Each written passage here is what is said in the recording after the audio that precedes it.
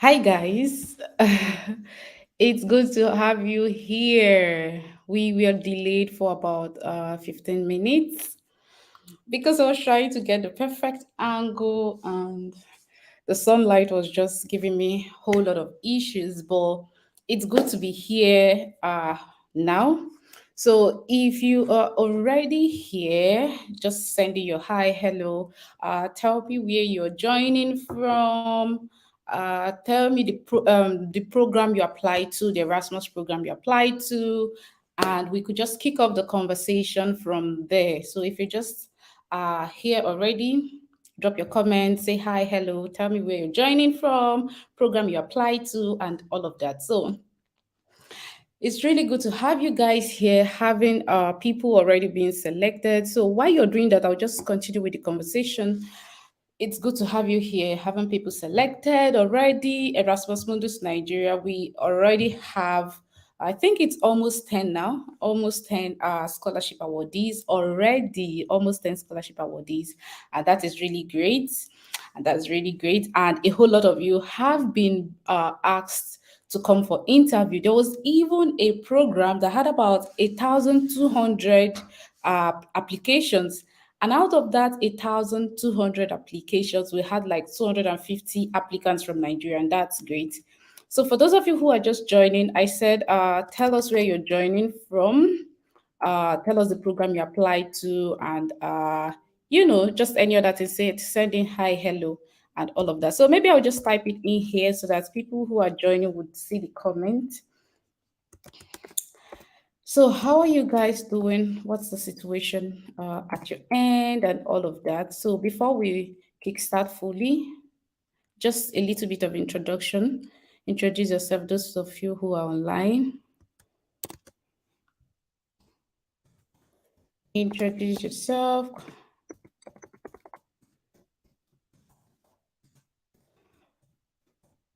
Just go ahead and comment where you're joining from and the program you applied to.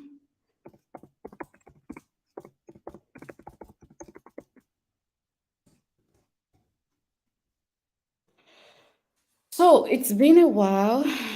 Um, so I can see a couple of you are online here. Oh, hi, Ayango. You're joining from Kenya and you applied for the work, occupational and personnel psychology. Okay, that's good. It's good to have you from Kenya. And I think I like the course you applied to. It sounds more like HR work, those courses related to HR and all of that. It sounds like it. Net, you've not yet been called for interview, but you're waiting. Okay, that's also cool. Interview. So let me also know when your timeline, your program's timeline, that would also be important to help us determine when you would expect to get called for interview and all of that. So there's a timeline usually for all Erasmus programs. There will be like application starts from 1st of May to 2nd of May, and then expect to get notification for interview from 10th of May to 15th of May, and expect to get the final notification of acceptance by let's say 30th of May. So that's what timeline looks like. So what is your timeline? When did they tell you guys that they would be informing you for interview and all of that? So just comment it there also. If you've also been selected already, congratulations. And I'm really happy for you guys if you've been selected. And also, let me also use this point to talk to those who maybe their programs have finished, concluded selection and all of that, and they've not been selected. Um, I think you can always try again. I think you can always try again. If you ask me, there are also other scholarship opportunities that are available, which might just be school specific, or it could be school specific, or under a professor. You could check. There are also all those other scholarships. Highlight word. You're Nigerian and you're joining from Russia. Oh, that's great. And by the way, hope you are good in Russia because of all the war going on. So you said you applied for both Europub Health and EDO, and you'll be receiving results for Pub Health this the next week, and cross to the next stage for EDO. Oh, you crossed to the next stage for EDO. Oh, that's great. Congratulations. And it's good to have you here.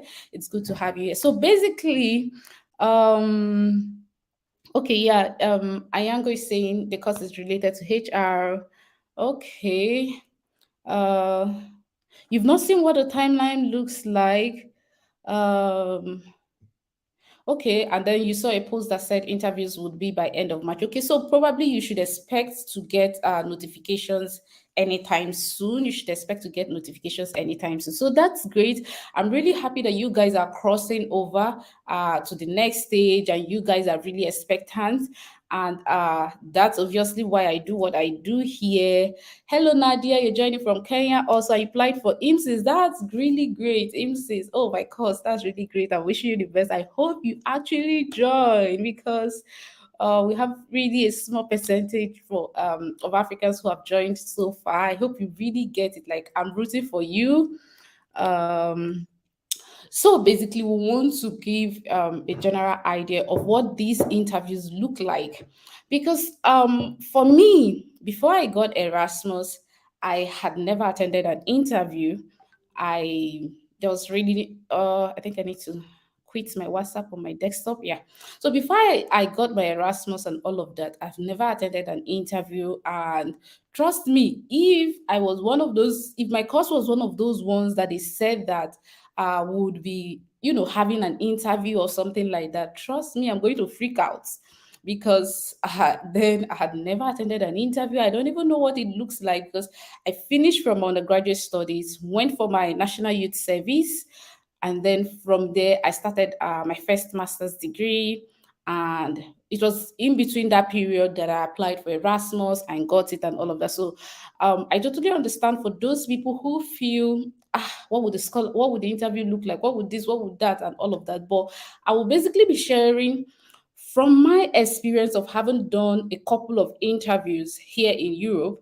And I would also be sharing from my friends' experiences, that for those of them who did interviews for Erasmus and all of that. So this is basically my personal experience and that of my friends. So other interviews might be different, but this is just basically my experience and all of that. First thing first that I want to say, for those of us who come from Nigeria, because I've seen a lot of people going for interviews and all of that, and they're so prepared, well dressed up, suited up, and they're so fidget. You will see them be fidgeting and all of that. First and first is that there's really no need to be tensed up. It's good, it's okay to be, try to impress, try to ensure that you prepare very well and all of that. But trust me, there's really no need for you to be tensed up and, shaky and all of that. That's the first thing. No need for that. Just be calm. Do the normal readings that you know you're going to do and all of that. Just be calm and go there, knowing that you're going there. Um, these people are interviewing you not to fail, but they're interviewing you to give you a chance to let you speak for yourself and showcase what you've got, for you to convince them. So they're not interviewing you to for you to fail. They're not interviewing you. They wouldn't be hostile to you or anything, but they would just be normal. Hi, hello, what's your name? And they would go ahead to introduce themselves. I am this. Maybe for example, my name is Jennifer Confidence, and I'm a program coordinator for IMSIS. We are this, and this is my colleague. His name is let's say Alex, and he is the student affairs rep and all of that. We're the ones going to be conducting this interview for you. Could you please introduce yourself? That's just regular interview procedure. Could you please introduce yourself? The introduction of yourself basically try to touch on things that is just all about you. Introduce yourself. You go ahead. My name is Jennifer. You could go ahead to say maybe you're a Nigerian. You have a background in international. For example, for myself, I have a background in international relations and strategic studies. And previously, I conducted a research for my undergraduate studies on let's say conflict related issue. Let's say for myself, I did a an undergraduate dissertation or project. I think that's what it's called, project, which was on the renewed agitation for a Biafran state. So my name is Jennifer. I have a background in international relations and strategic studies. I I did during my undergraduate studies. I conducted a project on the renewed agitation for a Biafran state, which was basically about the ethnic conflict and memories from the 50 past previous civil war. You could just basically go ahead also to, if you've had, if you've worked before, you could basically just chip it in. And after my postgraduate studies, I went on to work for so and so something. Maybe let's say you worked for a peace and conflict resolution organization. You go ahead to state that you've worked during this period, you worked here. Somebody's at my door. Who is that? Oh shit. Somebody's at my door. You guys just hold on.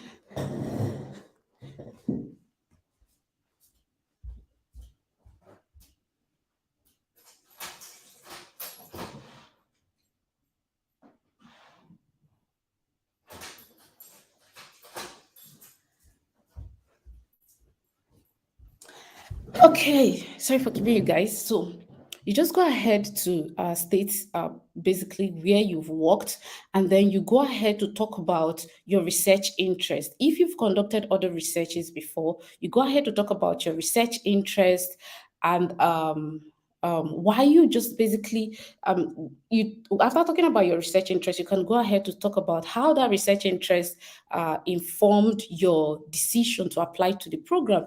These are just basically what you need to talk about.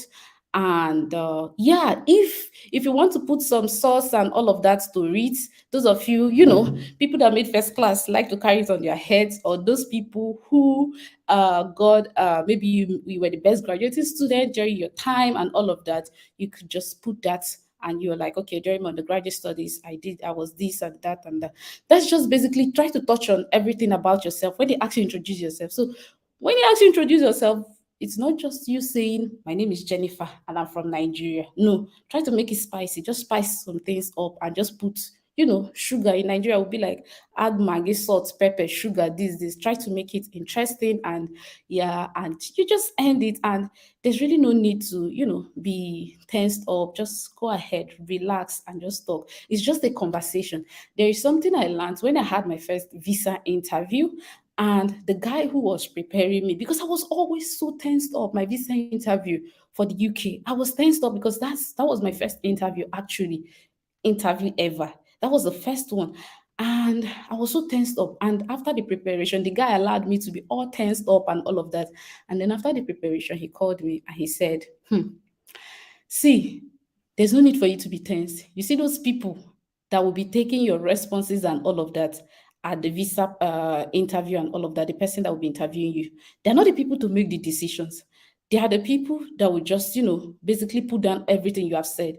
So stop seeing them like they are the alpha and the omega. They're the people that if you make any mistake, they will just cancel you there and all of that. In fact, see them like people, somebody that you're just having a conversation with. In fact, just see the person as somebody you're just chatting with, and just be calm and just talk your thing and you go.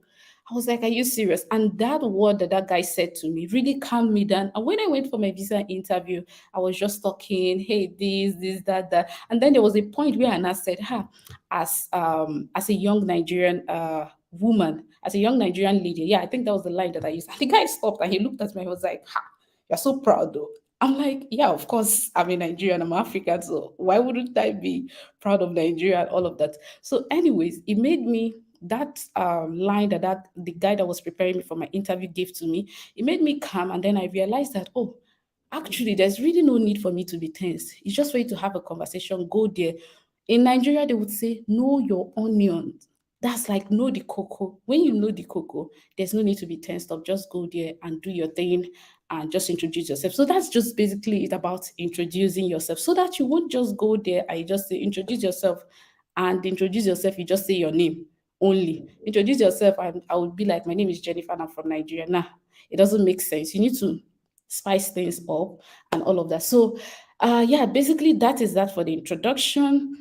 And let me look at some of the comments that you guys have made before moving on to my next point. Then Uma is saying hi from Nigeria. You applied for the methods and models of quantitative economics. Oh, that's good. I like economics. That's good. You're welcome, Uma. You guys don't forget to subscribe to my channel. We are getting to almost 2000, and I want us to get to 2000 in this live video. It's like I think about 5 people remaining and all of that. Then Lon Socklen, I hope that's how your name is pronounced. If that is not it, I'm really sorry. You're saying hi from Cambodia. Hello from hello from Frankfurt. It's good to have you. It's good to know that you're joining from Cambodia. Okay, you're saying you did the interview for WOP. I'm not exactly sure what that is for. It went pretty bad, honestly. Oh, wow. I said I don't have an answer for many questions, so I am now ready to try again next year.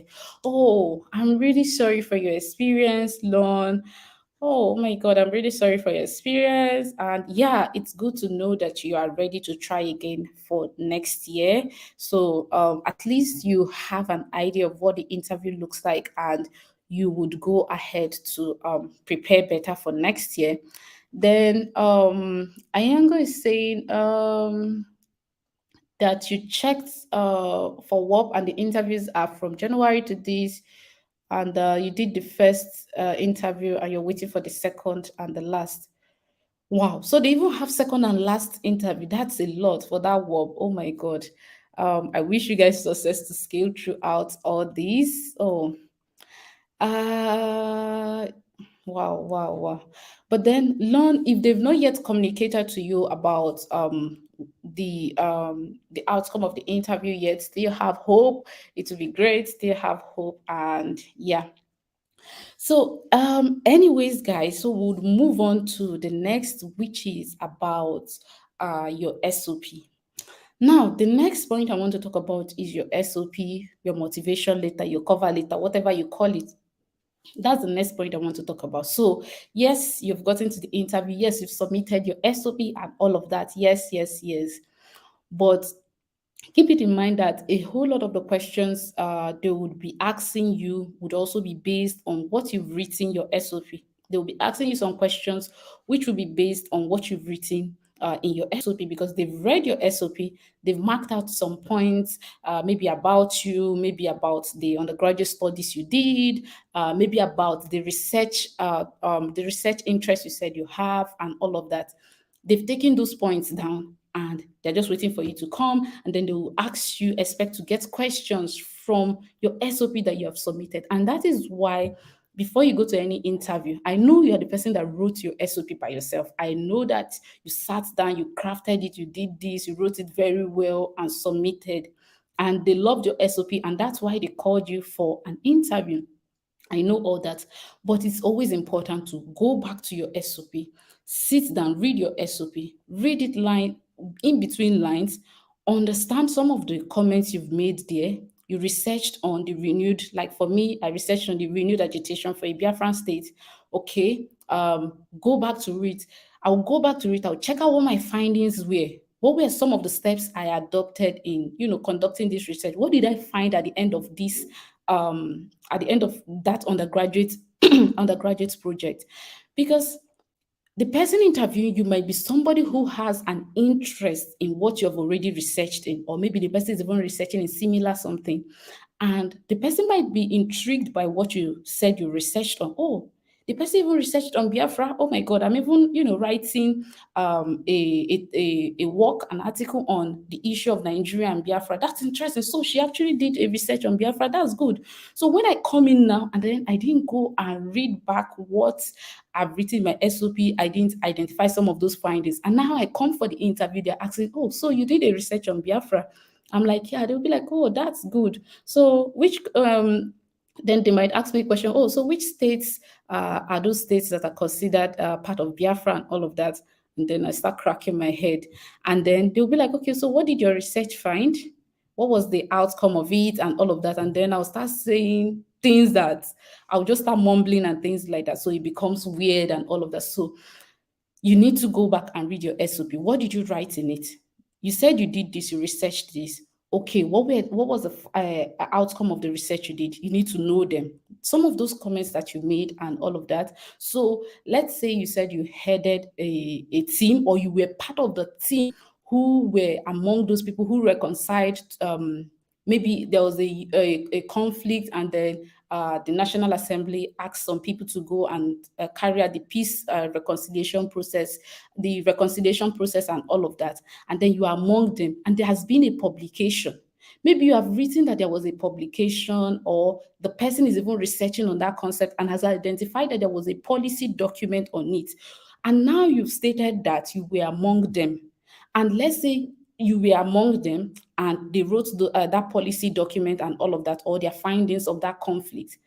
You just stated that you were among them, blah, blah, blah. Now the person is asking you, because maybe the person is researching on that conflict and is asking you, so I saw the policy document. What do you think about this aspect that talked about, let's say, a war museum and all of that and all of that? What do you think about it? And then I'm like looking, cracking my head, trying to remember what the policy document, that aspect of the policy document, what it says.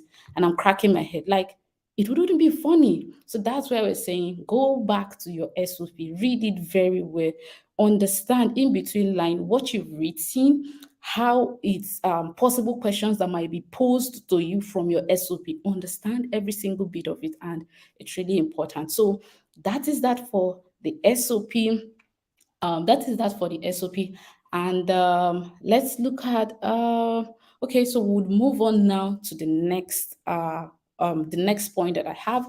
And the next point that I want to talk about is your research interest. So a whole lot of you have stated for those programs, there are programs specifically that ask people to talk about, to write their research interest or the research topic they wanted to conduct. There were a lot of programs, because I had a good number of you coming to me asking, oh, they have asked us to put research topic and all of that. What should I put? How should I frame my questions and all of that? I had some of you who came to my DM asking me those questions. So the thing is, if you've stated that you're interested in a particular research topic or research area, it's good that you also prepare for it before going. Try to read articles that are related or similar works that have been conducted in that field. Try to read it before you go to your interview. Try to know the general idea about the topic, about not just the topic, about how you intend to conduct the research and things like that. I know it might be, a little bit shady, and especially because a lot of you had just finished your undergraduate, and undergraduate research is quite different from, master's research and all of that, because, it's more intense and it takes different, not totally a different from, but that's why they call it project and call dissertation, and they just have different names and how they operate. But you would understand that they are quite different.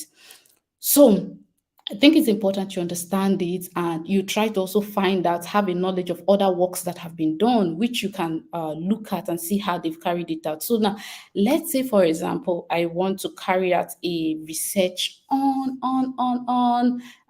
let's say, okay, the research I'm currently doing, let's say, elite management and ethnic conflicts in sub-Saharan Africa. And yeah, the person that is interviewing me, oh, you said you wanted to conduct a research on this. I'm like, yes, I want to conduct a research on this. Okay, why do you want to conduct a research on this? I could look at possible theories that have been proposed previously. Let's say theories like ethnic power relations and all of that, and how claims by different works that have been conducted before, linking, considering ethnic power relations, and how maybe appointments might be appointments into federal political positions, might not be devoid of what's it called, or might be all about, let's say, ethnic favoritism and things like that, and the possibility of it resulting in conflict and all of that. So you could talk about how that is. Why do you want to conduct it? Different claims by politically relevant ethnic groups, competing claims to powers and all of that. You could talk about, give hints about it. You don't have to know everything. To be honest, even master students, sometimes they don't even know how the direction their research is going. But the thing is, you need to show that you have an interest in it and you have a background knowledge about it. You need to show that.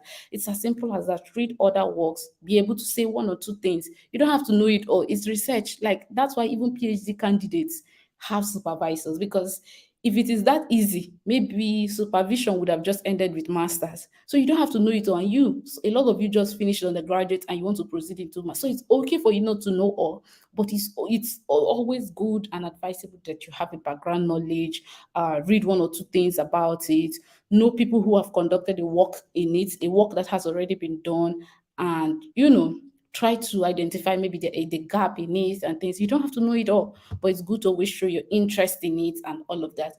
So I think that would be that for research questions around research and all of that. And then for those of you who chose mobility countries, so some programs you just know the countries you're going to. They don't have the ones you would have to choose and all of that.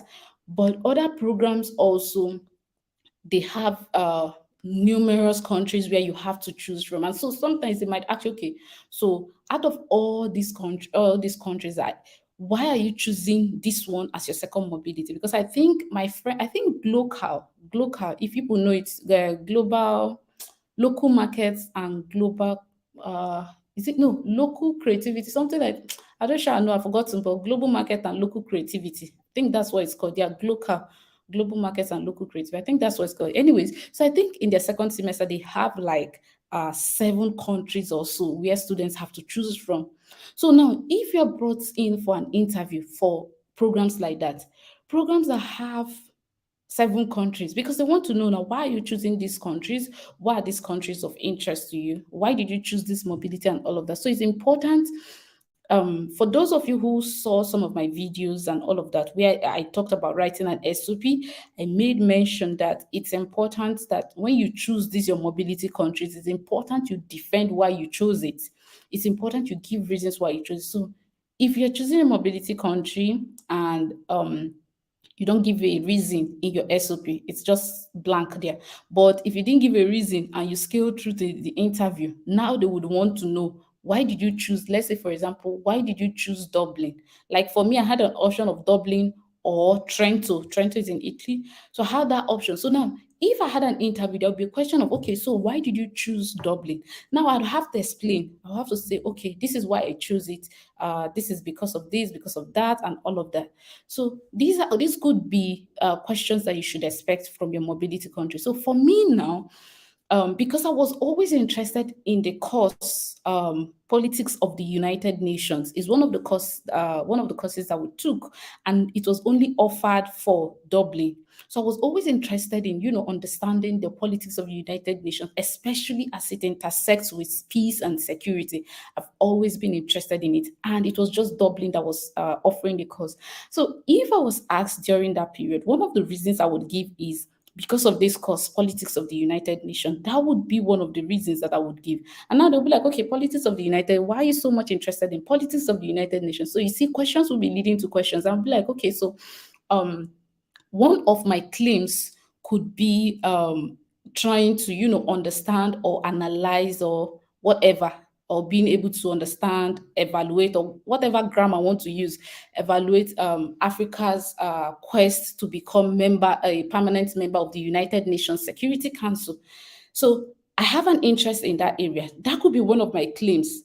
As a matter of fact, I even wrote an article on it. So that could be one of my claims. One of my claims could be, why did you choose Dublin? Okay, I want to take the course on politics of the United Nations. So why the course on politics of the United Nations? Well, I've always been interested in the conversation around Africa's quest to become a permanent member of the UN Security Council. So, and this course, Politics of the United Nations, offers me an opportunity to interact, have conversation, deliberate, analyze the situations around it, and the politics that has been playing out around Africa's the quest for an African member to join the United Nations Security Council permanent member seats, to have a permanent member seat with veto power and all of that. That could be one of my claims. And this is a powerful one. Like, This is a powerful one, stating that you're interested in this. You're not just interested in the course, but there's something particular that is dragging you to that school. That could be one of my claims. That could be one of it. And then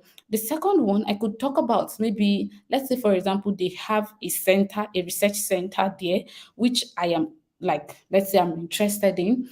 I could clearly state that I'm interested in the works that these people do, and I am equally interested in interning with them. So, having Dublin as one of my mobility countries would offer me proximity to them, and a great opportunity to be able to intern with them and all of that. These are good chances. These are good cases that you're making for yourself. You're making, if this was me, this would probably be a whole lot of the things I would say. I'm making a good case for myself. Come on. Who would not?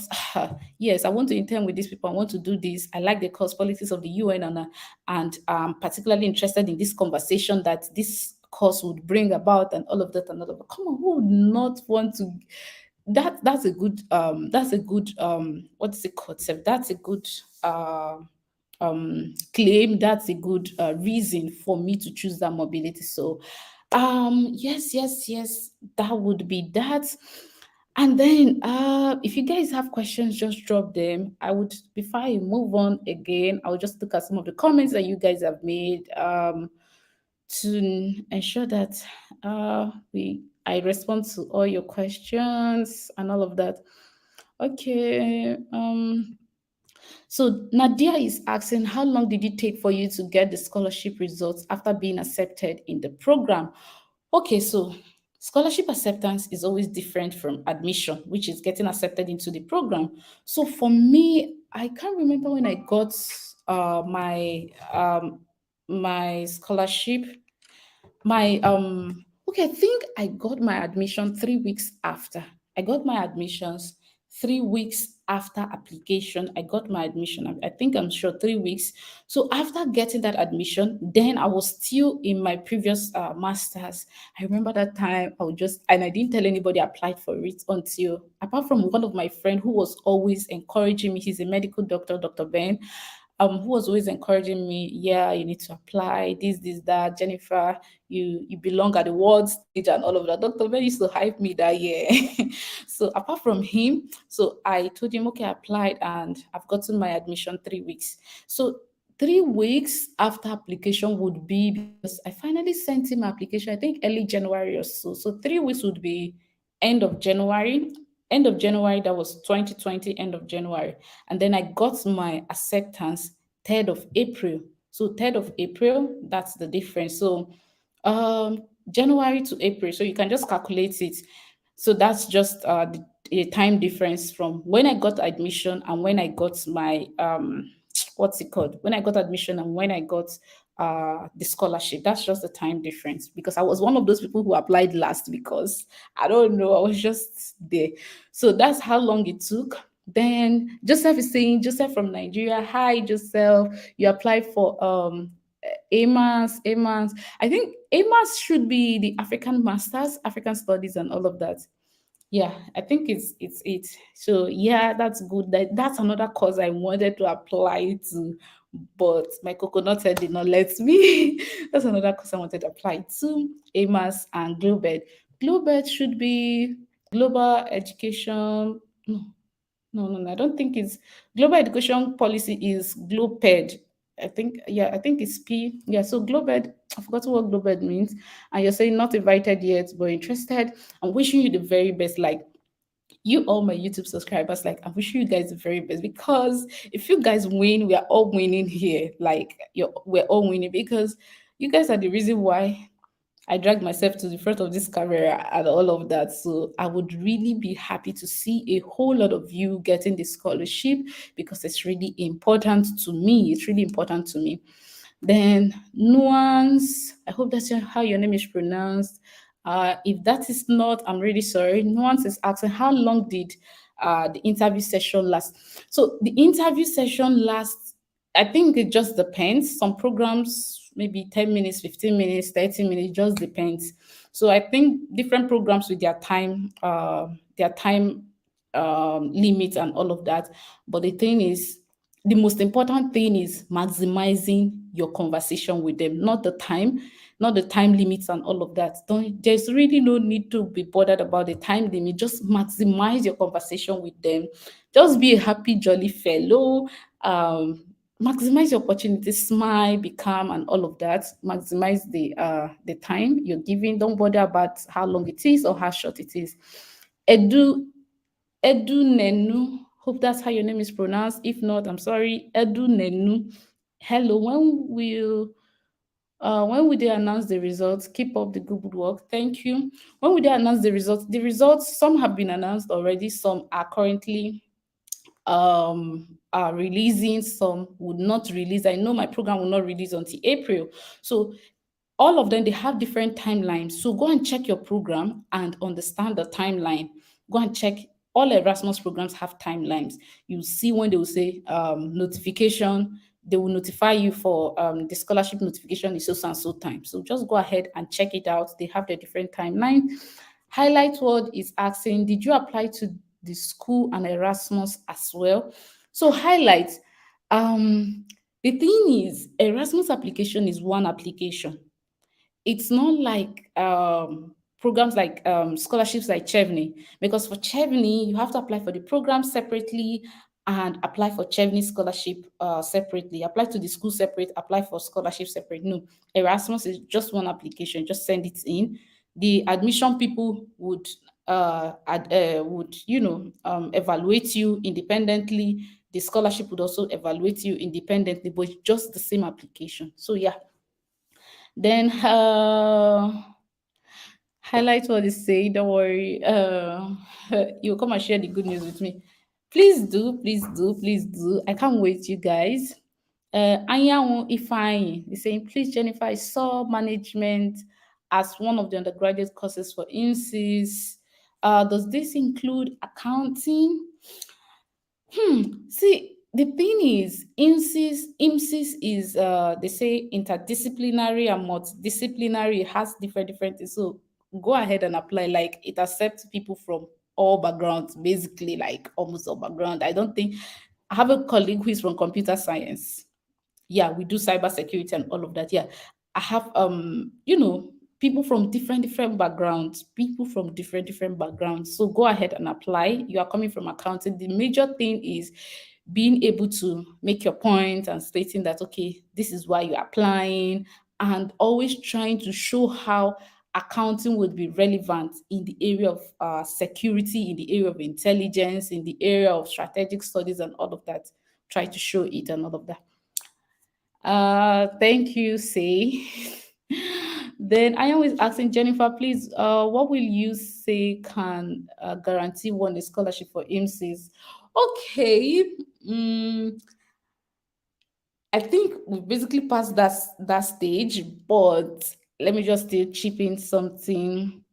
Um, I've done a couple of videos on it though, but let me just chip in something. The thing is, be strategic with constructing your statement of purpose, basically. Yeah, just be strategic with constructing it, showing how, your course is relevant and all of that. Because IMSIS does not have interviews, so it's just your SOP is like a major something there. Do grab, and other background stuffs like the course you studied, the grade you made, and all of that. So it's just a component of a whole lot of things. Perhaps sad. Hi, Jenny. Looking takeaway. Thank you. Thank you. I know, right? Then I always say you didn't make it first class, you made it two. And what is your chance? It will have a lot of 2-1s. Yeah, of course, like you have a chance. You have a great chance. Prince Diamond. Hey, Prince Diamond, my number one subscriber. Don't worry. When we when we start flying our subscribers to for vacation, Prince Diamond will be number one on the list. So my course don't have interview though. Prince Diamond is saying his course does not have interview and they're waiting for final result in April, May. Okay.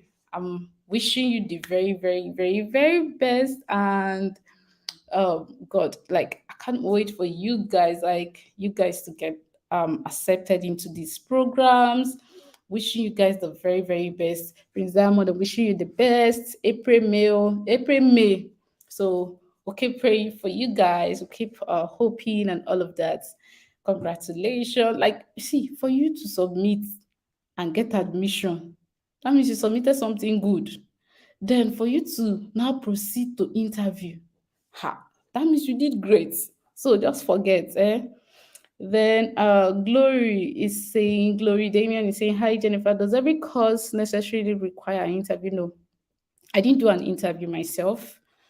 So then mm, mm, mm, mm.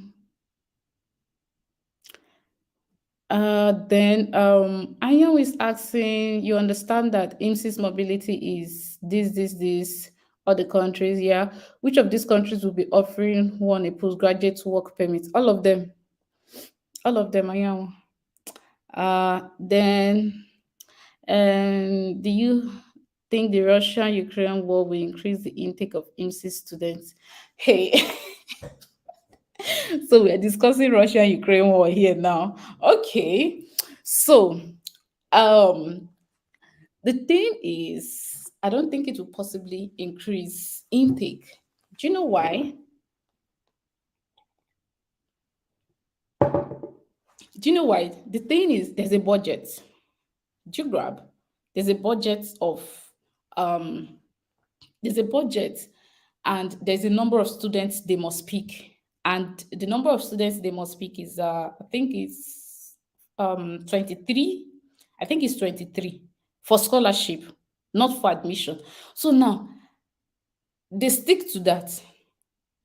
Do you grab? They stick to that. So whether there is the Russia-Ukraine war and all of that, or generally Erasmus scholarships are about 23 for all the programs. They're about 23 for all the programs. So except maybe the EU increases the funding for the number of students. But aside that, I doubt it would increase any number of students and all of that. So yeah, so even though the number of scholarships available are 23, there are other ones, like there are how do I even put it? There are more students. For my program, the last set, these people who just graduated, they had 43 students. I think 43 students. My set, we are 68 students, only 23 on scholarship, 68 students. The set after me, this current first year students are 120 something or so. So that means the next set that is coming is probably how many? And in all of it is still 23 scholarships and all of that. So except the EU increases the number funding for more students or something like that, but it's usually a standard number. Then Glory, um, okay, so I think that's basically that for the questions for now. That's basically that for the questions from the comment section. And what else? What else do I want to talk about? So it's really great to see that a whole lot of you from the channel and all of that, you guys are proceeding. It makes me really impressed and all of that. And to you guys that came to my DM to ask me, Jennifer, we've not been seeing you and all of that, you've not been posting and all of that, is great. Thank you guys for checking up, and thank you guys for noticing. It's really great to see that I'm actually being noticed. So by the way, I said that um during this live session, we want to hit 200 subscribers already. So we're getting there. 4 people remaining. Why are you guys wasting my time? Eh? Who are the 4 people who have not yet subscribed? Go ahead and subscribe, and let's hit the 2K already. Let's hit the 2K already. So, wow, it's really good to have you guys. If you have any particular question, please go ahead and answer. And then I want to also say something. Please always check the time difference, because this time, their time here, like, it surprised me even when I came here. Their time moves forward and moves backward. They say, is it daylight saving or be midnight saving, whatever it's called. So for those of you who maybe 4 months ago you knew that, let's say for example, 4 months ago, your country was in the same timeline. Is it time they call it time zone or something? Was in the same time zone, or maybe having the same time with, let's say, the UK, let's say 4 months ago, for example, and you have always thought that maybe that's how it is, please go back and check again, because I think, was it in November or so that the time moved forward and moved backward or something like that? I sure can't remember, but this is their time. Be moving forward and backward 2 times every year, be once every year. I can't even remember, but just be sure. If previously your country, you know that, let's say, for example, let's say Nigeria was in the same time, let's say Nigeria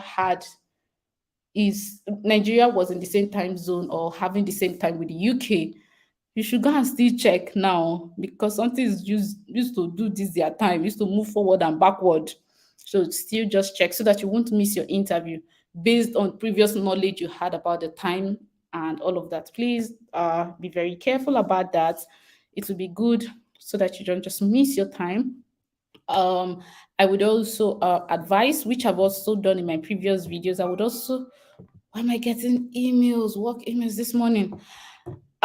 So I would also advise that I was about saying something and then looking at this email now, I just forgot. Yeah, I would also advise that you get the best place to do your interview in terms of network and all of that. Yeah, we get it that network can be, really faulty and all of that. But like I've advised in my previous videos and all of that, I would say that you should try as much as possible, go and stay in a place that has good network. So now, for me, I know that my village where I come from, my village, the network is bad. Like sometimes we have to leave our compound, come out of our compound and stand on the our street road just to make call. Do you grab? I know that very well. So if I was the one and I was in the village and I had an interview, trust me, I wouldn't be in that my village trying to have the interview. Do you grab? I would rather travel down from my village to Port Harcourt for the interview, where I know that there's better network and all of that. So the same thing I would advise you guys. If you know you have a bad reception in your location or wherever it is, please go to if it means you traveling to the next community or to the next town and all of that, just do it and find a place that is cool and all of that to have your interview comfortably, where you won't be hearing noise of generator or kids playing and shouting and all of that. So yeah, try as possible to stay at the best place possible. And for Nigerians, I'm speaking in terms of, like, being a Nigerian, I would advise you have a backup data plan. Like, yeah, I've talked about this in one of the videos that I asked people to see. Have a backup data plan, because something can be wrong with MTN and the thing will just go off. So have a backup data plan that you can immediately switch on the next one and join and rejoin if anything happens and all of that. So that would be my advice to you guys. Um, and then aside that, please, there's no need to dress up, suit up, do this, do that, and all of that. Please, Biko, wear your polo, stay regular, just do normal something. There's no need to suit up and all of that. Just be normal. But that does not mean that you just look tattered and all of that. No. So just look good. Just don't over hype it and all of that, because I know that in Nigeria, when we're having interview means that you must be well kitted up, you must look so presentable and all of that. So you must wear all the suit and tie and all of that. Please don't go and suffocate yourself. There's heat in Nigeria. There's heat in Nigeria. Don't go and suffocate yourself. Just look good and all of that. uh, uh I swear, Prince Diamond, ask them, the people that are yet to subscribe to get us to 2K. I'm just waiting for them. It's two people now. Oh, two people have subscribed. It's remaining two. Oh, it's remaining two now to get to 2K. So it's remaining two. Those of you who are online, the two people that are on this live session that have refused to help us to reach 2K. Do you want me to beg you in the name of my village, or you want me to beg in the name of Amadioha? Which one do you want now? Because that's what I will do now. Anyways, it's really great. So you guys, the two people have subscribed. We have got it to 2K. So these two people just actually subscribed, and we've gotten to 2K already. I don't know how to show you guys this, but we've gotten to 2K already. We've gotten to 2K. I think I don't know how to show. I don't know if it's showing, but yeah, we've got it to 2K just now. Okay, so that's really good. Thank you so much. So I will no longer be begging in the name of Amadio. I will no longer be begging in the name of Amadio. Thank you so much. 2K already. So thank you guys. Thank you so much. Thank you. So what are your other questions? Let's just attend to other things until when we're signing out. What are your other questions that you have? What are your other questions that you have? Let's just have a conversation. Type your questions. What are your concerns about this scholarship? What are the other things you're thinking about? Yeah, so I had someone ask me a question about because Erasmus, you have to fend for yourself until you arrive. And so the person was saying, what if I don't have the money and things like that? What if I don't have the money? Obeni, you just have to have the money. And then, well, aside that, some programs offer you 1,000 euro to help you with your visa application and flight and all of that. For me, and those programs that started from the University of Glasgow, they offered us. I know they offered me. They offered my friend from Glocal and some other people. Like they offered us 1K to help us with our visa application and all of that. But as a PH girl, I'm like, no, no, no. I want to collect my money in cash and in full when I arrive. I don't want to hear that you sent me my money. GT Bank collected $100 for transaction or for whatever. I don't want to hear it. So, as a Port Harcourt girl, as a sharp girl, said, please keep it. When I arrive, I collect it in cash, in bundle as it is. So maybe I've just been crazy. So yeah, basically that was what I did. And for me though, I was lucky enough to um have my family support me. I had my family who supported me, gave me. In fact, I was broke. I was a broke postgraduate student. I was broke. And so I had my family who supported me and gave me the entire money. I think the entire money my dad gave to me was it 2 million or 2 point something? I can't remember, but it was like 2 million, of which I had to pay back 1 million, that kind of something. Yeah, so which was a good deal. Did you grab? Which was a good deal.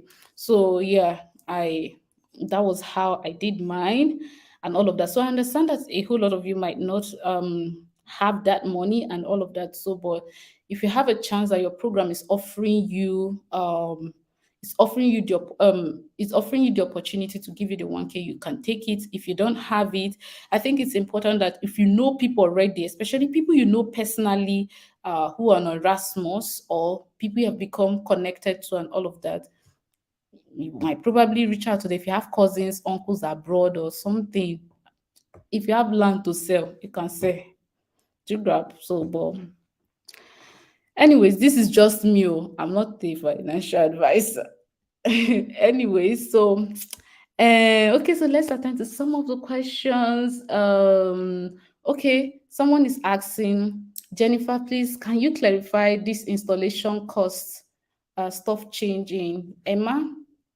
And by the way, Seth, they're changing the name of Erasmus Mundus Joint Master's Degree. They're changing it to Erasmus Mundus Master's Degree, something, something, something. There's a way they constructed, but Erasmus Mundus is still there, master's degree is still there, but I don't think the joint masters is still there. I don't think so, but yeah. So can I clarify the installation change? I've not really had a look at it, but I think installation cost is still the same. Installation cost has not been changed. It's still 1,000. Installation cost is still 1,000 euro. So I don't think the cost has still been changed. I don't think so. Then Ayango is asking, how is the culture shock studying abroad if you're from Africa? Hey, I want to talk about this one. Hey, see, first of all, where my own issue started from was the fact that Students were calling professors by their names. So this one, the person I particularly had issues with was my French teacher because she was the one I became quite, interactive with and all of that. But out of all my lecturers, she was the first that and almost the, not just the only one, but she was the first that I really became I, had conversations with because I was really struggling and trying to learn French by all means. So I was always calling her, I think her name is Valerie. I was always saying Madame Valerie or something like Mademoiselle Valerie and all of, and my colleagues would just be saying Valerie, Valerie this, Valerie that. And I'm like, okay, this woman is almost 50. Why the heck is these people just saying Valerie this, Valerie that, why? So I'm always saying Mademoiselle Valerie, Madame Valerie. And she's like, no, just Valerie. I do not agree, oh. Every day she was making the correction. It's not like I intentionally refused to call her that, but because I'm Nigerian and I'm African, so there's always this expectation of respect that you need to attach a, is it a prefix that is called? Yeah, it's a prefix to show some form of respect and all of that. Like, how dare you call a professor? Let's say Professor Nnamdi. How dare you call Professor Nnamdi? Like, are you kidding me? Do you know how many years it took him to become a professor? Like, if you're from Nigeria, so that is the case. Even doctors, you don't just call them, let's say Dr. Emeka, you just say Emeka. In Nigeria, it's wrong, Ogan. Like, it is wrong on all grounds. Even someone who is older than you, like, you need to address them with respect, ma, auntie, sir. And then my lecturer, and I'm not calling her Valerie.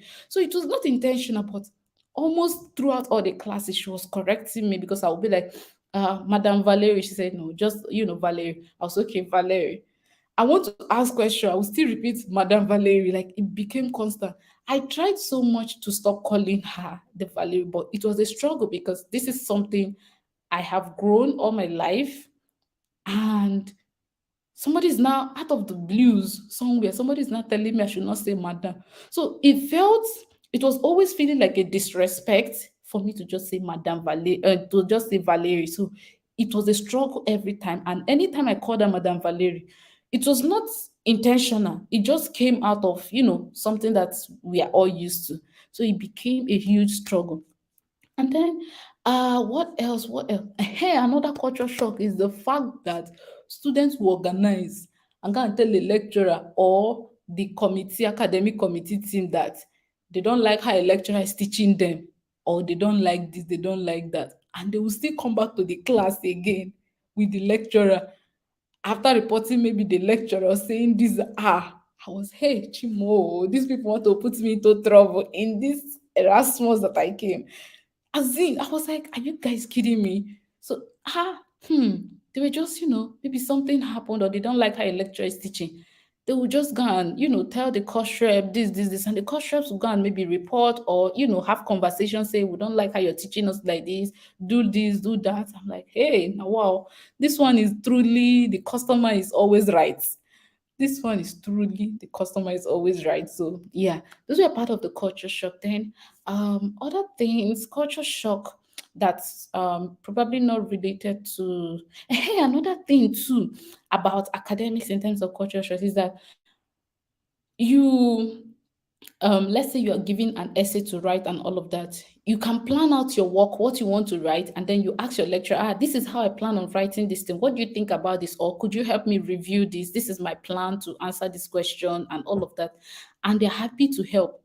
Because in Nigeria, like, is regarded as expo or malpractice or something like that. Yeah, like why would a lecturer ask you to write an article and then you come back with a plan or how you want to answer it, and you're asking the lecturer, what do you think about it? And then the lecturer would probably make comments and all of that. Like, it used to look like, exam malpractice or expo. Do you grab the fact that you do not understand even a question in exam, and then you can ask, sir, I don't understand how you phrase this question. Could you rephrase it in an exam? And then they would respond to you. I'm like, okay, this is mini exam malpractice.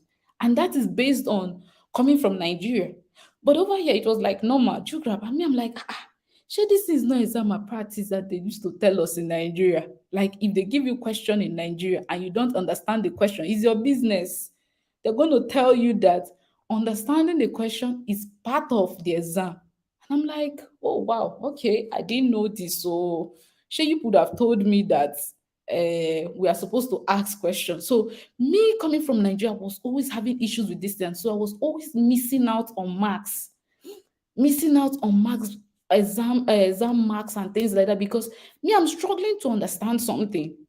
And then somebody's asking question, I don't understand this, and I didn't know I'm supposed to ask question. I didn't know a whole lot of those things. I didn't know that maybe if I write out my plan to answer, that my lecturer can correct me or give me make some pointers and all of. I didn't know, so I was losing marks and all of because I'm just writing from what I know and I didn't know. So you guys, those of you getting into Erasmus, please don't make the same mistake. Maximize your opportunities. Me, I've made my own mistakes, and that's what I'm telling you. Anyways, that is that. Then general culture shock. What else would I say? General culture shock, culture shock. There was something I wanted to say, but I have forgotten. I've forgotten. Kai, I can't remember. General culture another thing that is related to school is the fact that the thing that surprised me is the fact that people are literally studying on loan.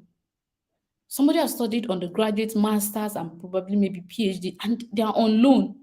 Like they borrow the money throughout to study. So coming from Nigeria, where for me, it was my parents that paid my school fees throughout. Like for all I knew in Nigeria, it was the responsibility of my parents to pay my fees. Like it's their duty. So coming here and I'm seeing, a couple of people, my classmates say, they're owing how many thousand in pound, in euro. I'm like, for what? You are less than 25. Why are you owing such huge amount of money and all of that? And they're like, yeah, they had to, pay their school fees. I'm like, pay your school fees for how many thousand? And this thousand of money, I'm like, so it was always surprising to me because back home, like that's not the case. Like, yeah. So those are part of the things. So if I remember others, I will shall say it. I've talked too much on this culture shock. Then okay, the next thing is what other scholarships which are at the same level as Erasmus? This is from Edu. You can check Chevening, Commonwealth, DAD, there is Korean scholarship, Japan scholarship, and all of that.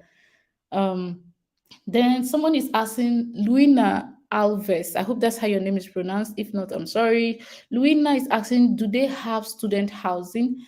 Yeah, they give you stipend, a B stipend for you to be able to pay for your accommodation. So there's usually monthly stipend for you to be able to pay. And then Mame Esi Ato. I hope that's how your name is pronounced. If not, I'm sorry. You're asking, hi, did anyone here apply for work? Yeah, there were people who have already commented earlier that they applied for work. So just go back to the earlier conversation. You would see a couple of people that applied for that program. Then Luina is asking, you applied for urban climate and sustainability. Your interview is March 8th. Oh my God. And your interview is March 8th. I'm wishing you the very, very, very best. And just there are two videos that are already linked to the description of this live video. There are three rather that I made on interviews. So go ahead and watch it. And it appeared you joined us late. You can go back to the start of this video and watch other parts of interviews and what you should do and how to prepare. We talked about it already. We talked about your SOP, talked about introducing yourself, talked about talking about your research interest. We talked about what else did we talk about? We talked about other questions generally. So just go back to the start of this video. I think somewhere around 3 minutes or so, from 3 minutes or so, we talked about it. Yeah, so I'm wishing you the very best, Luina, for your interview on March 8th. Then Prince Diamond, how far, Jenny? You saw that there is a change in the money allocated, like it's now 1,400 euro for stipend and no more installation stipend and all. So If it is that, that means basically they just they merged the installation cost into the, what is it called? They merged the installation cost into the monthly stipend and all of that. So it could just be what it is. But yeah. Thank you. Work with me, day Nancy. Yeah, thank you. I'm sure you're talking about getting to the 2K and all of that. And you guys, for those of you who had already had your interviews and all of that, you could discuss with each other what were the questions that were asked. What should people expect from each other? I think that's what Mame is asking. You guys could just discuss what should they prepare for and all of that. Then, for example, what is saying when he gets his scholarship, he can even collect loan from bank. Yeah, of course. Like, you know, um, then Glory Damien is asked, is it possible to move with your spouse with the current Erasmus new policies? What Erasmus new policies? That's I need to understand the Erasmus new policies you're talking about. But then yes, I have a lot of colleagues who are moving, who moved with their spouses and all of that. So it is possible as at what I know now. So what policies are you talking about? You can move with your spouse. If you're coming to the UK, for example, like on the visa I was on, you can move with your spouse. Different, like if you're going in, like you can move with your spouse actually. Some people they move to the first country with their spouse, and then their spouse is or their spouse, they remain in that country. Maybe that's the country they like or something. They remain there and all of that. Then Atilola is asking, Jennifer, thanks for all the good work you do. God bless you. Thank you. You have two offers already from University of Glasgow, waiting for the big one in April. Yeah, I am wishing you the very best. You have two offers, so maybe you applied for two programs starting from the University of Glasgow. But yeah, wishing you the very, very best. And yeah, for the University of Glasgow. So this thing happened to somebody that I knew from last year, where when they offered her the two admissions for the different programs, she accepted one and the system automatically cancelled the other one. So what I would advise is you try to get in contact with the admissions team, letting them know that is if the acceptance, the deadline for you to accept these offers, if they are beyond, if they are after the time for the scholarship to be if they're after this the time for the scholarship to be for you to be notified for the scholarship, you can just leave it. But if they are before the deadline for you to accept, if they are before the notification period, you need to contact the admissions team and tell them that okay, you're applying for these two courses and they both have scholarships, and this is when their scholarship is coming out. And that from the experience you saw with someone last year, you saw that when she accepted one of it, the second offer immediately cancelled, automatically cancelled. Try to tell them that see, what can they do for you about it? Because the time period for you to accept the scholarship is already, for you to accept the admission offer is already closed, is nearby, and it is before the scholarship. What can they do for you? And just listen to what they would say. But if the time period for you to accept the admission offer is after the scholarship notification period, then you are also fine. So you might not need to contact them. So you might just wait for this scholarship results and all of that. So yeah. And yeah, Ayango is asking about food abroad. Hey, I had an experience. I was even ranting on my Twitter. I'm coming. So number one thing is African foodstuffs are damn expensive. Like, I don't get it. I still do not get it. Why are African foodstuffs so expensive here? I don't understand. Why is it so expensive? Like, there's really no reason. Okay, I understand that they have to transport, import it, and all of that. Okay, I understand that. But I still don't understand because it's money that is it's costing me. Do you grab? Then another thing is some of the foodstuffs are not available. Like 2 days ago, I went out to the city center in Frankfurt. By the way, guys, I've moved to Frankfurt from Prague. I I went to the city center to buy some foodstuffs. So me, I am a chair in Rivers State, and basically most Rivers people cook their soup thickener. Okay, Now I'm talking about Nigerians, and yes, so Nigerians would understand me better. So our soup thickener that we use in most of the cases, especially for Rivers people, is called ofo. And especially for my ethnic group, it's called ofo. While, for the Igbos, the soup thickener that they are usually, used to is called achi. It's different. There's a difference between ofo and achi. So here I've never found ofo. It's always like I've never found it. The ones I've used multiple times were the ones I brought from home. So yes, 2 days ago I went out and then I was asking for ofo at the city center. And they were just looking at me. What is ofo? I said ofo. They were like, what is ofo? I said soup thickener. They said, then I said, is it not achi? I'm like, hell no. Because I had to explain what it is used for, that it's used for soup thickener and all of that. They say, is it not achi? I say, it's not achi. They say, okay, oh, they don't have achi. They don't have a four. The one they have is achi. Will I take achi? And me, I've never cooked with achi before, but I think a couple of times I've eaten food made from achi, made with achi and all of that. And I'm like, oh my God, I can't use it. And then I remember that, okay, I remember when I used to stay with my grandma, if there is no offer, the other thing she used to use to make the soup thick is cocoyam. So I just immediately check, and then they had cocoyam. I bought the cocoyam, and that's what I'm going to use to cook my soup. So sometimes it's just difficult. Yeah. So yeah, I bought it, bought some other things, bought stockfish and all of that. So since I came moved to this Frankfurt, I have gone to the supermarket to regular supermarket that are not African supermarkets. Yeah, supermarket to buy stuffs, and those stuffs that I've bought, those stuffs that I bought 2 times, they are both cheaper than the one I bought just one day from African supermarket.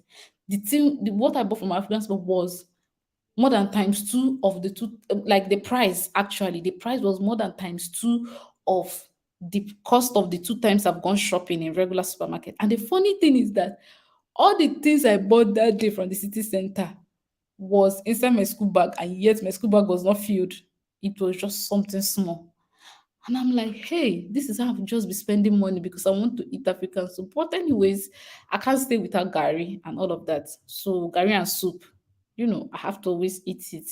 I can't stay without it as my best food. So I have to always be spending that money. And it's not good to just be spending money. It's better to be spending money that is not my own than for me to be spending my money. So, anyways, then is I'm happy that you guys are having conversations at the comment section and all of that. You guys should talk and all of that. Then somebody is asking again. Anyan was asking, Jennifer, any idea how I can beat down pressure? I see more than 50 Nigerians have an offer of admission already from IMSIS. So, well, IMSIS is an interesting course. And then I now popularized it because during my time, I don't think we were less than 10 that applied from Nigeria and all of that.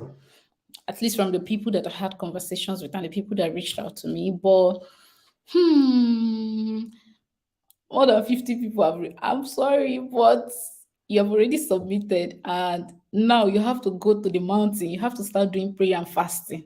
If you want to get this IMSIS offer, go and start doing prayer and fasting and all of that. That is my advice. Then Judith, thanks Jennifer. I find your videos really insightful. Thank you so much. I'm glad. Do you think choice of mobility influences admissions, like choosing between Sweden and Hungary for the first year? I don't think so. I don't think so. I don't think so, honestly. It's just if you have what the schools are looking for, you get in. I don't think the mobility actually counts. How would you advise one to choose mobility? Choose mobility based on the courses that they're offering and what you want to do in the future. Yeah. So I know that sometimes people might choose mobility based on the visa opportunities and all of that. But for me, I would advise that you choose it based on the courses that they're offering and what you want to do in the future. Yeah, for me, that's why I chose, Dublin. Then um Oluwa Oluwatimileyin. Ofo anachi. See, I need my soup to be good because if the food is not good, I will not enjoy it. Those of us that have gari and soup as their best food, we always need to have the soup on point. So if I don't cook it well, it will not just enter me. What I'm even looking for now, is periwinkle and snail and all of that. I need those things there to cook my soup well. I'm from Rivers State, and one thing you have to know about Rivers people is we like seafood. I can't remember cooking soup like in my house growing up until now. I've never remembered any day we cook soup without periwinkle. Like it doesn't even happen. So coming here is a bit of struggle. It's always as if my food is incomplete without periwinkle and all of. But I manage it. Like if I see where there is periwinkle or I see where there is snail, I will so chatter it. The way I will chatter it. Anyways, let's leave that for now. But for that achi and ofo, cannot compromise that one. See, cannot compromise it. Um, Diamond is asking, how long is your internship in Germany? Okay, so it's March, April, and May. Um, that's the month, and if I get something else and all of that, fine. If I don't, no wala. But yes, March, April, May. That's it for my contract for now. Hoping better offers will come in before I finish by May. And then uh we are there. Okay, yeah. So any more questions? Any more questions? Any more questions? Any more questions? Any more questions? Any more questions? Any more questions? Guys, if you have questions, let's just ask. So we've been here for 1 hour 17 minutes. So we have 3 more minutes to round things up. If you have your last questions, final concerns, if you're here to subscribe to my channel, please go ahead right now and subscribe to my channel. Go ahead and subscribe to my channel. We have hit 2,000 subscribers. Go ahead and subscribe to my channel. If you're here, you have not subscribed to my channel, go ahead and subscribe to my channel. Don't always forget that we'll have 2 videos linked in the description box down below. No, 3 videos. What I'm always saying, 3 videos in the description box down below. So go ahead. What is the best thing about my internship? Oh my God. See, so I like this question so much. So, and I will compare it with the former internship that I did.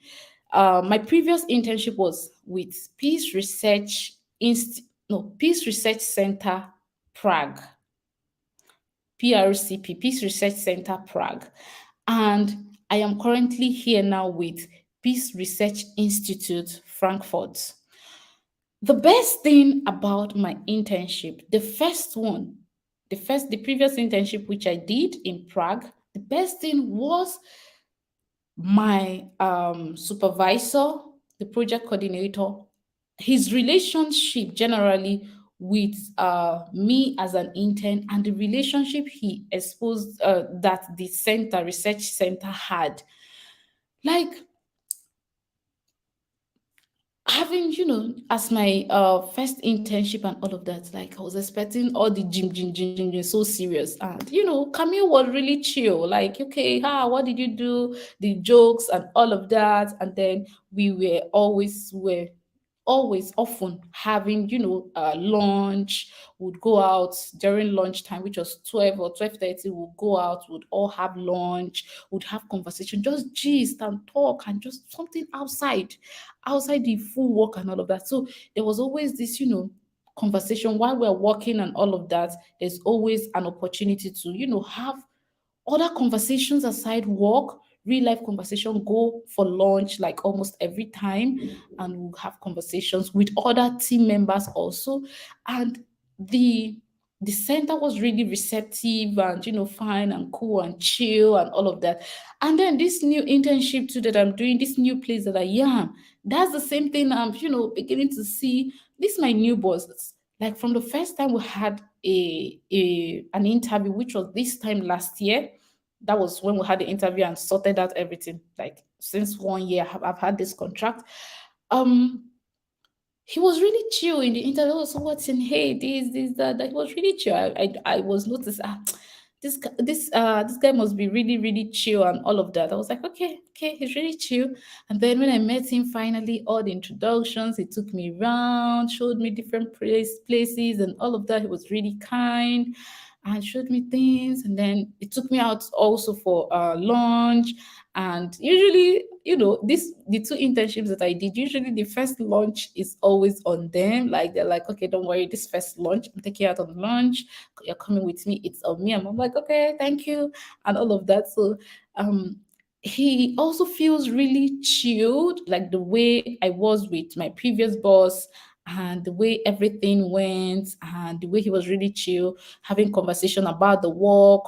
Okay, this, what have you found this day? What have you found this week? How is it going? This, that, and all of that. Like, it was really chill. And this one too is seeming really that way. And I'm really happy because for me, I'm really somebody who is really careful about, um, people that are around me and I speak with, that I'm close to or I'm working with, are really, really important to me, as much as the work is important. Because if somebody is not kind or chill to me, it would be, for me, for example, it would be difficult for me to work, because it kind of impacts the type of work I do, or how the work I produce, or the result I produce. So having him also now, like, he's really chill and all of that, I'm like, oh my god, hey, this is the best part of it, because I want to be able to comfortably discuss certain issues and areas about the work with you without really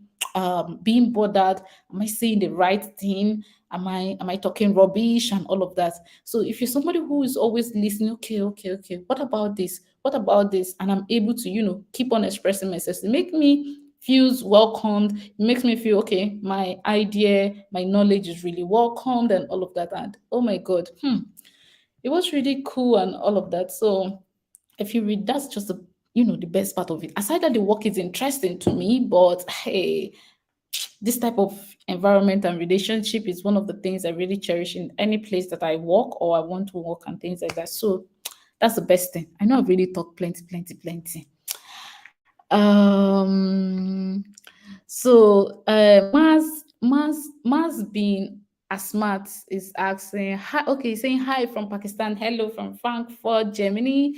And does our English matter in the interview? I am good in English, but I get stuck. So should I work on my fluency? See, so long as you are able to communicate, they understand that. See, yes, so it is okay to try to work on your fluency, but um I think at this point in time, as you're waiting for your interview, your priority should be on being able to communicate your idea, your knowledge, not just about being fluent, but put more emphasis on what you know. So we understand that, yeah, people's first language and all of that might not be English, that kind of something. But if you're able to show that you know what you're saying, so sometimes you can interchange past tense with present tense and all of that, but you know what you're saying. In Nigeria, we say, you know your onion, you know what you're saying. So it is way more important. I'm not saying English, your language is not important, but it is way more important compared to, if you'd ask me, compared to your English and all of that. So yeah, you have to work on your fluency and English and all of that, but you have to show you know it. That's the most important thing. You have to show you know it. You know what you're talking about. So sometimes even here, I've seen some people still on the program and all of that. Maybe they are of French background, so sometimes there might be interchange between present tense and past tense, and all, but that doesn't mean they don't know what they're talking about. Do you grab? So look at, pay a huge attention on what you know, being able to show that you know it. The main things the main things asked in interview. Okay, so we've discussed a good number of them. So I would advise that you go to the start of the video, maybe from the fourth minute or something, maybe 10 minutes, you start seeing them. And then I have some other videos that are linked in the description box down below. You can go ahead and see them also. You can go ahead and see them also. So, by the way, it's good to really have you guys. If you've not subscribed to my channel, please go ahead and subscribe. Click the subscribe button, subscribe to my channel, and I'm really glad. So we hit 2,000, which was the goal during this live session, and we actually did hit it. I'm really happy. So, guys, uh, I have another question. I think this would be the last question that I would take before we go. So, should I focus on how I relate to that specific program, my professional experiences, and also share my multicultural experiences? Uh, Thank you so much. So yes, just we've talked about a whole lot of it. So that I will not just keep on in the live video. Go ahead, see the three videos in the description box, and then go to the start of this video. Sometime maybe after 2 minutes or after 3 minutes of the start. The first 2 minutes was about introduction and all of that. So go to it, and then you watch it. We've had conversation on different parts you need to focus on. Okay, somebody's saying one more question. I am okay. What's your question? What's your one more question? Let's see if we can handle it before we go. Thank you so much. 2001 subscribers. Okay. So yes. I am. What is your question? What is your question? What is your question? What is your question? So I'm waiting. Let's give him 1 minute. Maybe he's typing. Let's give him 1 minute. So it's really good to be back here. And by the way, guys, I made my hair by myself. Oh. I made my hair by myself. I have a video on it, but I didn't. I've not finished editing it. I've just been everywhere. I've not finished editing it. This is my hair bar. And see the color, purple. So, anyways, let's see. We'll give him 1 minute, 1 minute to see what his questions are before we go. Before we go, what's your question, Anyam? You said one more question. We'll wait for you to hit 10:43. When it's 10:43, if I don't see your question, I might just need to go off. I might just need to go off.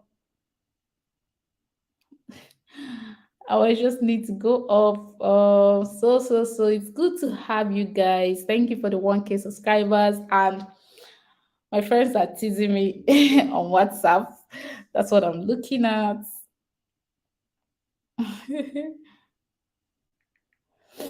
So my friends are on this live video and I don't even know they're here. It's good to have you guys. Okay. Uh, okay, it's now 10:43. So, Anyao, if you have any other question, you can just drop it in the comment section. I would maybe just reply to it because the time I'm really out of time. I thought this would be 1 hour, but this is 1 hour 30 minutes. No problem, though. Thank you, Ayango, for joining. Thank you. I'm glad that you helped. Maz, thank you so much. And to every single person, thank you so much. Thank you so much. Thank you so much for joining. Thank you so much.